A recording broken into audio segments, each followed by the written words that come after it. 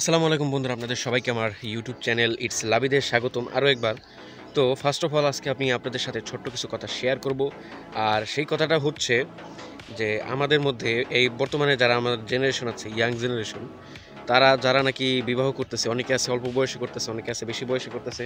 তো যারা বেশি বয়সে করতেছে তাদের ভিতরে যেমন একটা ম্যাচুরিটি আছে, তারা বুঝতে পারতেছে। আবার যারা নাকি ইয়ং তারা আসলে বুঝতে পারতেছে না, মনে করতেছে যে তারা সোশ্যাল মিডিয়ার যুগ, দুনিয়াতে ট্রেন্ডিংয়ে ওঠার যুগ, কাপড় নিয়ে ট্রেন্ডিং উঠতেছে। এরকম ট্রেন্ডিংয়ের জন্য অনেকে ইউটিউব চ্যানেল খুলে বসে, অনেকে দেখা যায় নিজের ফেসবুক আইডির মধ্যে তারা বিভিন্ন সময় ঘুরতে যায়, পার্কে, তারপর রেস্টুরেন্টে, আরও বিভিন্ন জায়গায় ঘুরে গাড়ে খায় দায়, সব কিছুর ছবি তারা সোশ্যাল মিডিয়ায় আপলোড করে। কেন ভাই, এগুলো কেন দরকার?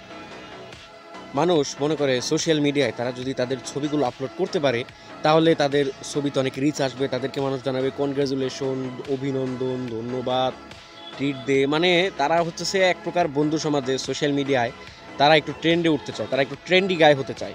কিন্তু তারা বোঝে না যে তারা ট্রেন্ডিংয়ে ওঠার নাম করে তাদের জীবনের একটা বড় সর্বনাশ তারা ডেকে আনে। কারণ ইসলাম ধর্মে বলুন বা আপনার যে ধর্মেরই হন না কেন, বদ নজর শব্দটা নিশ্চয়ই আপনাদের অনেকের সাথে এই শব্দটার সাথে পরিচিত, আবার অনেকের সাথে এরকম মানে দুর্বিষহ ঘটনাও ঘটে গেছে।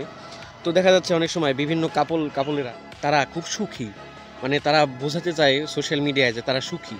তো একটা কাপল সুখী হবে এটা তো খুবই ভালো কথা, কিন্তু এখানে জ্বলবে শয়তানের, কারণ শয়তান চায় একটা হালাল সম্পর্কটাকে নষ্ট করে দেওয়ার জন্য। তো সেক্ষেত্রে কী করে, সে বিভিন্নভাবে তাদের উপরে ওয়াসওয়াসা করে, তাদেরকে একটু পথভ্রষ্ট করার চেষ্টা করে।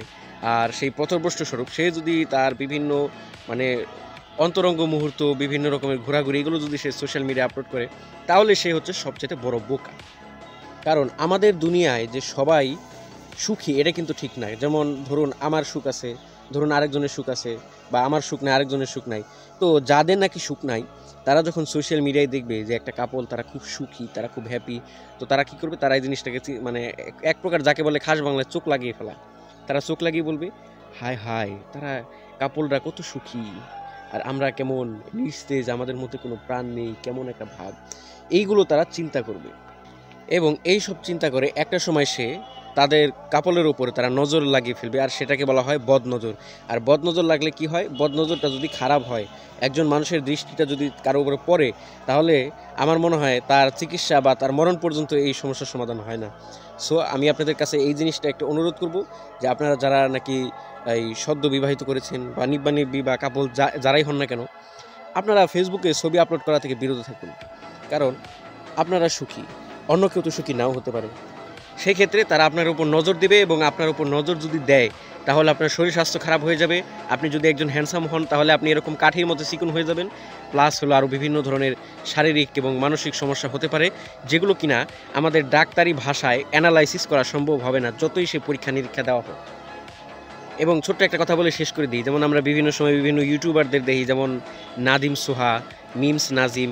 ও ভালো কথা, মিমস নাজিম কিন্তু তাদের ডিভোর্স হয়ে গেছে, কিছু তারা সোশ্যাল মিডিয়ায় তাদের আনন্দগুলো তারা শেয়ার করতো, যে কারণে তাদের বদনজর পড়েছিল, অ্যান্ড বদনজরের ফলাফল স্বরূপ তাদের ডিভোর্স হয়ে গেছে।